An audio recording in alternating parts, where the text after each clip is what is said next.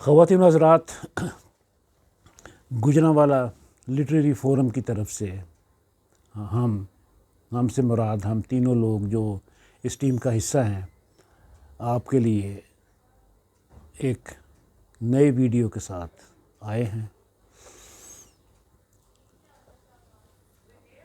ابھی ہم جو یہاں گفتگو کرتے ہیں آپ کے ساتھ، جو بھی ہم کتابیں یا جن مصنفین کو ہم آپ کے سامنے لا رہے ہیں، وہ میرے خیال میں ایک جو عام جو چل رہا ہے کام، جو ایک روٹین ہے، اس سے تھوڑا سا ہٹ کے ہیں۔ جیسے زولا ہے، یا اس کے بعد جاپان کا موراکامی آیا، حفیظ خان صاحب تھے، حفیظ تبسم تھا۔ یہ لوگ اپنے آج کے دور کے یا جو ماضی کے، جیسے زولا تھا، بڑے نام ہیں، اور بھی آج بڑے نام ہیں۔ آہستہ آہستہ ہم سب پر بات کریں گے۔ آج ہمارا سفر جو ہے وہ تھوڑا ایک اور طرف کو نکل گیا ہے، یعنی جنوبی امریکہ کو۔ اور میں آپ کو جنوبی امریکہ کے ملک پیرو میں لے گیا ہوں، جہاں کا ایک باشندہ جو آج کا جو لوگ زندہ لوگ ہیں، ان میں وہ سب سے سینئر ہے۔ انٹرنیشنل فکشن میں بھی وہ سب سے سینئر ہے تقریباً۔ اور میرا یہ کہنا مغالطہ نہیں ہوگا کہ وہ نہ صرف سینئر ترین ہے، بلکہ وہ سب سے ایک حد تک اچھا بھی لکھ رہا ہے۔ وہ ابھی تک ایکٹیو ہے، وہ ابھی تک کام کر رہا ہے۔ اور یہ جنوبی امریکہ کے ایک اور مشہور فکشن نگار، احساس فکشن نگار مارکیز کا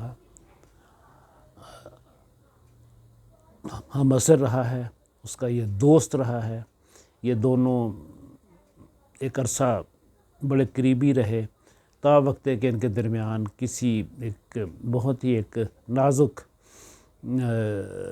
مسئلے پر اختلاف ہوا، اور کسی بار میں بیٹھے ہوئے اس اختلاف کے سلسلے میں اس بندے نے، جو آج کا میرا موضوع ہے، اس نے مارکیز کے جبڑے پر ایک مکہ بھی مارا۔ اس کے بعد ان دونوں کا تعلق ختم ہو گیا۔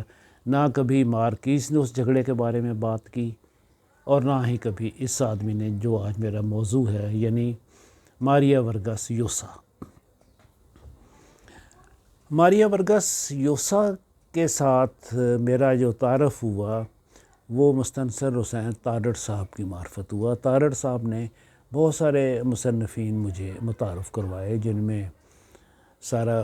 میں سارا موگا بھی ہے، حوزے سارا موگا، جن میں اسماعیل قادرے ہے، جن میں یاسمین کھادرے ہے، چند ایک اور لوگ بھی ہیں، اور ان میں ماریا ورگاس یوسا بھی ہے۔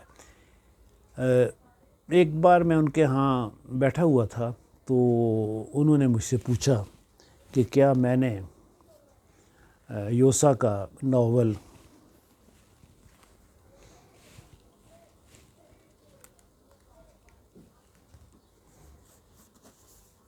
دا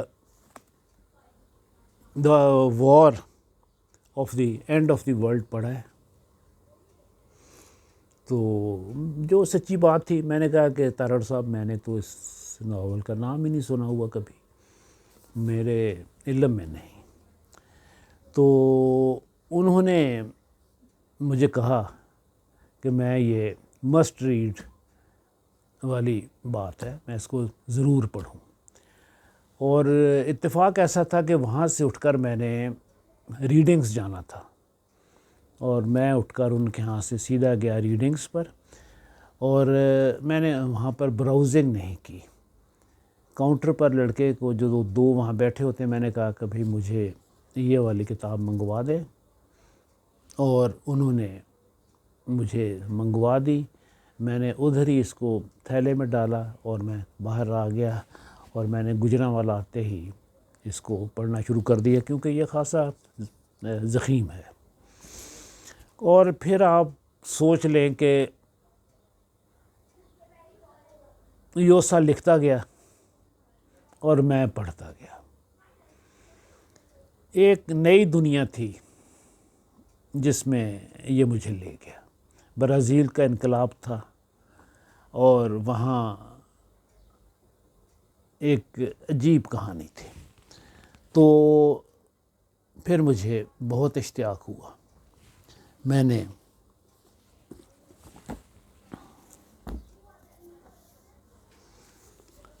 دی نوٹ بکس آف ڈان روبرتو حاصل کیا. ایک اور بہت ہی دلچسپ کتاب، ایک اور بہت ہی پڑھنے کے لائق کتاب، جس کو پڑھتے ہوئے آپ باہر کی دنیا سے آپ کا رابطہ ختم ہو جاتا ہے. عجیب ناول رہا یہ. پھر میں نے دا کنورسیشن ان دی کیتھیڈرل لیا. یہ بھی اسی طرح ہی اپنے اندر لے کر گم جانے والا ناول، بہت دلچسپ کہانی. ڈاکٹر آصر اجمل ہیں، میرے دوست ہیں، ان سے مہینے میں ایک آدھ بار ملاقات ہوتی ہے. وہ گفٹ یونیورسٹی گوجرانوالہ کے ہیومینٹیز گروپ کے وہ ڈین ہیں. تو ان سے غالباً یہ پچھلی اتوار ملاقات ہوئی. میں ان کے ہاں گیا ہوا تھا. تو انہوں نے مجھے کہا کہ میں نے انہیں کہا تھا کہ آپ یوسا کو پڑھیں، ریکمینڈ کیا تھا. تو انہوں نے کہا کہ میری ریکمنڈیشن پر یوسا کا یہ ناول پڑھا، دا فیسٹ آف دا گوٹ. اور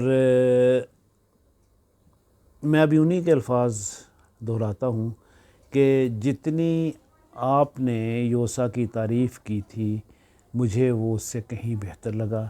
اور اس کتاب نے مجھے حیران کر دیا کہ ناول رائٹنگ ایسے ہوتی ہے. اور اس کے بعد میں نے انہیں ریکمینڈ کیا کہ ابھی آپ the war of the end of the world ضرور پڑھیں.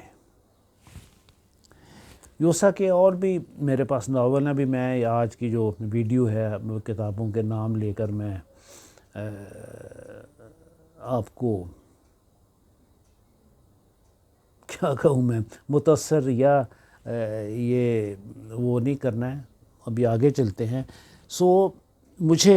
میں نے رات بھی ایک میرے قریبی، بہت قریبی دوست ہیں، ان کے لیے 4 لائنیں میں نے لکھی. تو مجھے سفر ناموں سے بڑا خوف آتا ہے اور مجھے آٹو بایوگرافیز سے بہت خوف آتا ہے.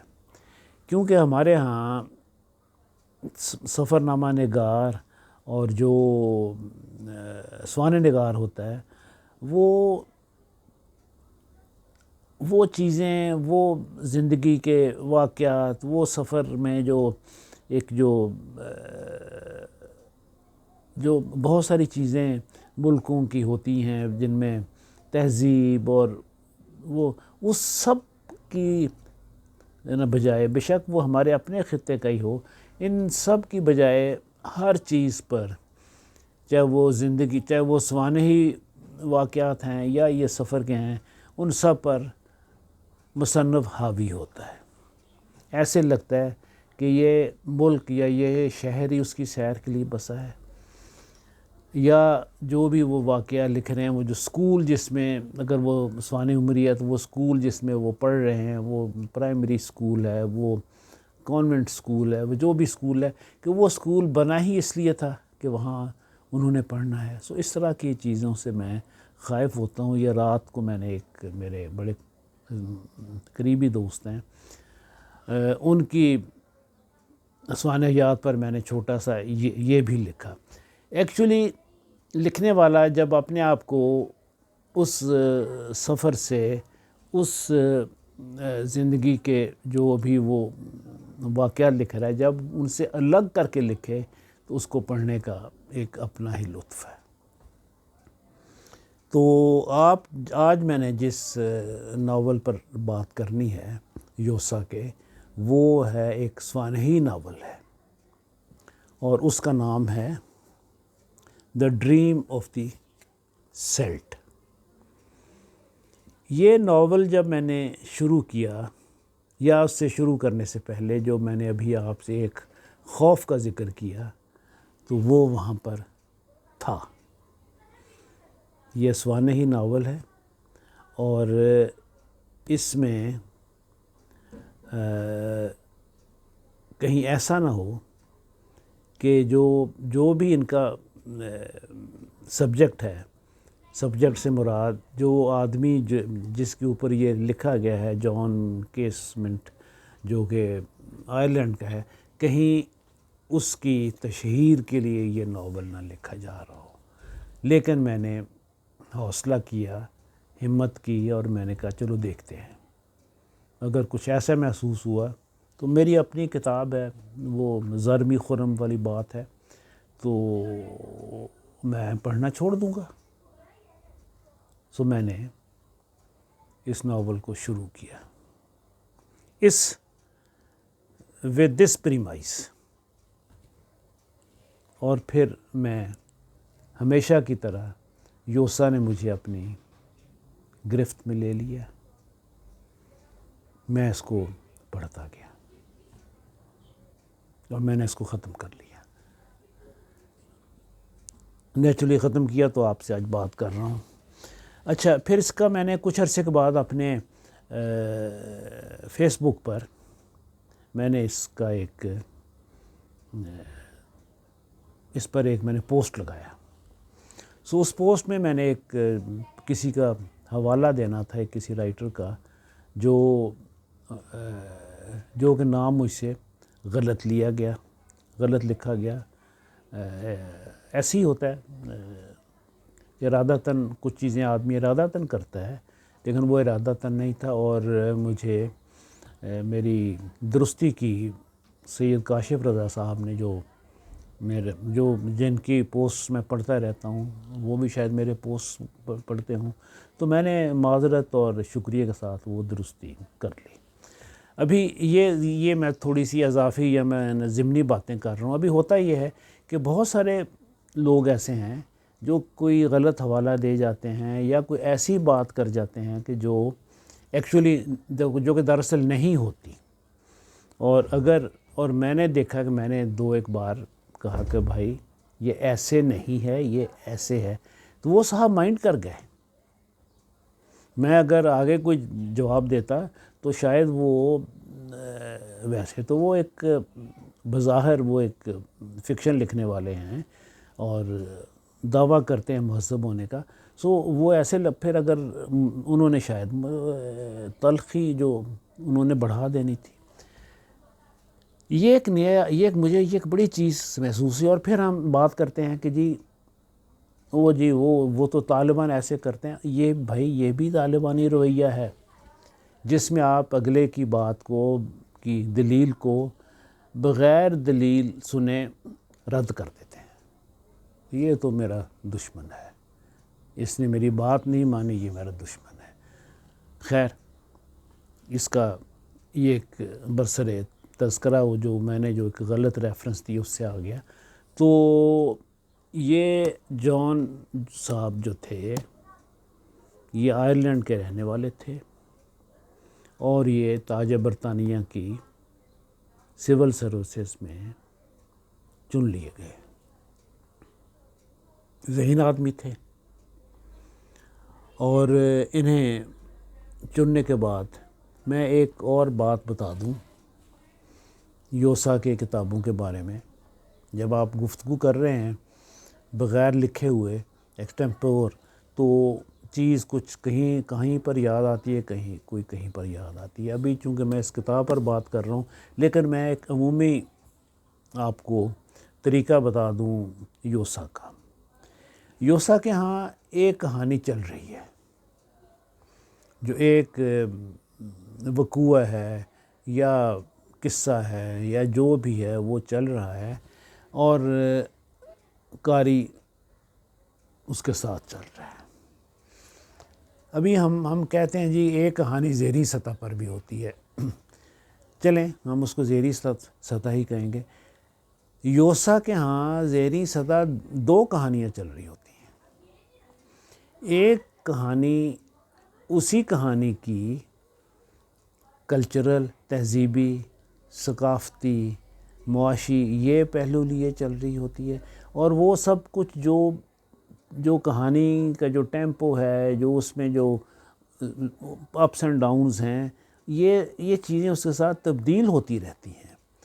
اور دوسری جو کہانی جس کو ہم ذیلی وہ جو کہتے ہیں، وہ ایک نفسیاتی کہانی بھی چل رہی ہوتی ہے، بالکل جو زیر و بم کے ساتھ، کہانی کے ساتھ جو ایک نفسیاتی پہلو ہے جو ہمیں بظاہر نظر نہیں آ رہا لیکن وہ وہاں موجود ہوتا ہے.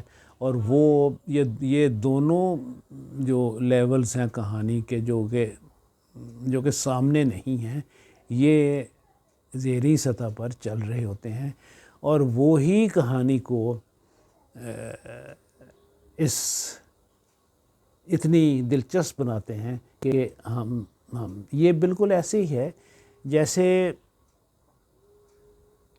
ہماری فلمی موسیقی میں ایک ساز بج رہا ہے، وہ جو گائک ہے وہ گا رہا ہے، اور بہت دور کہیں ایک ساز اس گانے کے الٹ میں چل رہا ہے، بہت مدھم.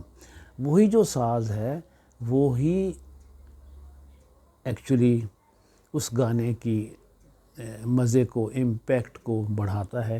اسی ہی طرح یہ جو ذیلی سطح جو کہ کلچرل جو چیز ہے، جو ثقافتی، تہذیبی وغیرہ، اور جو نفسیاتی ہے، جو کہ جن کو وہ اوپر ڈسکس نہیں کر رہا لیکن وہ چل رہی ہیں کہانی کے اندر، یہ ہی اس کا کمال ہے. اس کے ساتھ ساتھ وہ بہت سارے ریئلزم میں بھی جاتا ہے، جن میں میجک ریئلزم بھی ہے، جس میں ہیلوسینیٹری ریئلزم بھی کہیں کہیں پر آتا ہے. سو یہ سب کچھ ہمیں اس کی کہانیوں میں دیکھنے کو ملتا ہے.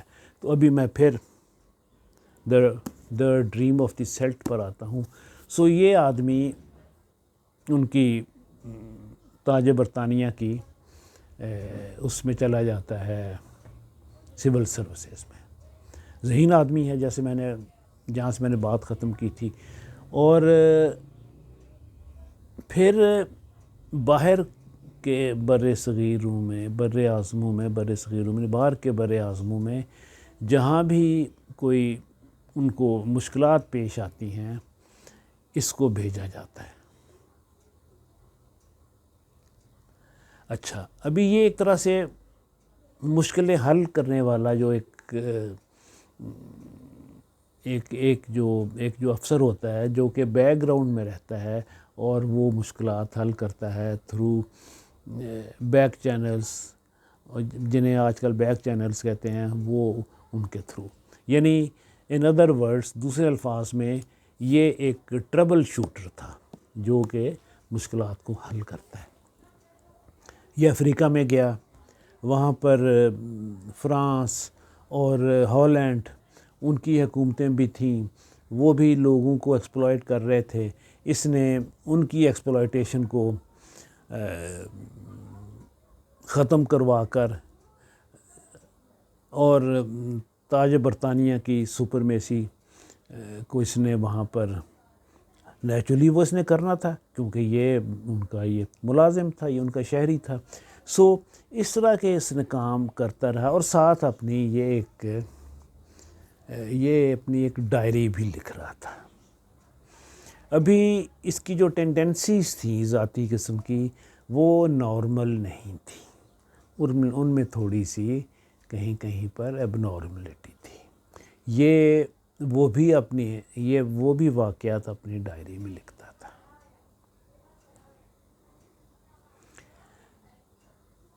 کچھ احساسات اپنے جو سوچ تھی اور کچھ جو واقعات تھوڑے بہت سرزد ہوتے تھے وہ.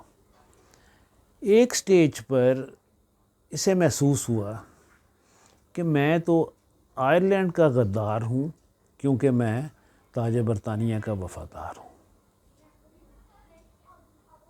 اس نے چنانچہ اس کی جو ہمدردیاں تھیں وہ آئرش موومنٹ کے ساتھ ہو گئیں جو کہ تاج برطانیہ کی مخالفت میں تھے، اور چنانچہ اس کو برطرف کر دیا گیا اور اسے بعد میں گرفتار کر لیا گیا. اس پر جو مقدمہ چلا وہ مقدمہ ابھی اس کی جو تھی پروسیڈنگز، کاروائی، وہ ایک طرح کا فارس تھا جس طرح کہ ہمارے ہاں ہوتا ہے. یعنی میں نے یہ پڑھتے ہوئے آج بھی میں محسوس کر رہا ہوں کہ ہم ابھی تک وہی نظام فالو کر رہے ہیں جو انہوں نے اپنے کالونیز کے ساتھ ادھر ادھر کیا اور جو اپنے جو منحرف شہریوں کے ساتھ کیا. اچھا، ابھی اس کی جو ڈائریز تھیں جو اس کی ذاتی تھیں وہی اس کے خلاف استعمال کی گئی کہ یہ تو بد کردار آدمی ہے، حالانکہ وہ جب تک وہ رہا وہ تاج برطانیہ کا بہت وفادار تھا. اس نے ان کے لیے افریقہ میں بڑے بڑے کام کیے، بہت سارے ملکوں کو، یا ان کے وہاں پر مفاد تھے جہاں پر وہ نقصان میں جا رہے تھے، ان کی ساکھ ختم ہو رہی تھی، اس نے وہاں پر وہ ساکھ بحال کی. لیکن وہ انہوں نے بھول گئے اور وہ جو ڈائریز تھیں، جو اس کی ذاتی ڈائریز تھیں، انہی کو بنیاد بنا کر اس کو انہوں نے خیر. اچھا، ابھی اس نے یہ کردار یوسا نے اتنی محنت کر کے ڈیولپ کیا. بعض اوقات میں محسوس کرتا ہوں کہ کردار جو ہے وہ کوئی چیز نہیں ہے. اصل جو چیز ہے، اصل جو ماخذ ہے وہ کہانی کار ہے. کوئی کہتا ہے کہ جی یہ کردار ڈیولپ نہیں ہوا، اس کا مطلب ہے میں کمزور ہوں. کردار کیا چیز ہے؟ وہ میری اختراع ہے، وہ میری پروڈکٹ ہے. بعض کہتے ہیں کہ جی واہ جی واہ کیا کردار ڈیولپ کیا ہے. وہ بھائی کردار نے کیا ڈیولپ ہونا ہے؟ کردار تو میری پیداوار ہے، وہ میں نے اس کو اس طرح کیا ہے. سو یہ سارے تصوراتی کام تھے. یہ جو جان تھا یہ تصوراتی نہیں تھا، یہ حقیقی تھا، اور اس کو کس مقام پر بیان کرتے ہوئے پہنچایا کہ مجھے اس کے ساتھ ہمدردی ہو گئی. میں اسے قطعاً باغی نہیں سمجھتا تھا، میں اسے غدار نہیں سمجھتا تھا، میں اسے قوم پرست سمجھتا تھا. اور جو اس کا انجام ہونا تھا پتہ تھا، لیکن میں یہی سوچتے ہوئے، ایون دعا کرتے ہوئے میں پڑھتا گیا کہ جو اس کا انجام ہونا ہے وہ نہ ہو. اور یہی جو دعا تھی، مجھے پتہ تھا اس کے انجام کا، لیکن میں نے وہ جو دعا تھی وہی مجھے اس ناول کی خوبصورتی لگی کہ اتنے سال بعد بھی ایک قاری چاہتا ہے اس کا انجام ایسے نہ ہو. سو خواتین و حضرات، وہ میری دادی والی بات ہے، اینی سی میری بات، اتوں پئی رات، چھتنا تھا کوٹھا، چھت دی سبات. یہ ہماری دادی ہر رات ہم نے جب کہانی ان سے سننی، انہوں نے گھنٹے کے بعد تھک جانا اور پھر یہ کہہ کر ختم کر دینا، اور پھر اگلی کہانی اگلی رات شروع کرنی. سو خواتین حضرات، اگلی ویڈیو تک کے لیے چھتنا تھا کوٹھا، چھت دی سبات. خوش رہیں، ہنسی خوشی رہیں. میری ٹیم سوئچ آف کرنے کے لیے تیار کھڑی ہے. خدا حافظ.